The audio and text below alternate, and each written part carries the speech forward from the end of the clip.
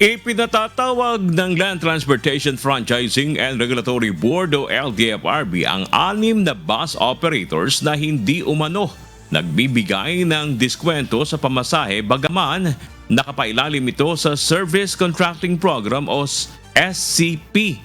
Batay sa report na nakalap ng LTFRB, sinasabing makailang beses na umanong hindi nagbibigay ng fair discount ang mga nasabing bus.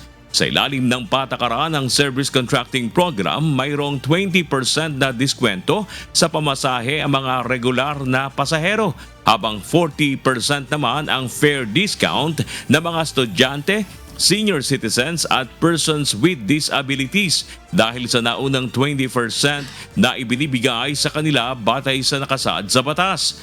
Itinakda ng LTFRB ang hearing sa darating na May 18 at nagbabala sa mga nasabing bus operator na papatawan ng parusa kung babaliwalain ng mga ito ang patawag ng ahensya.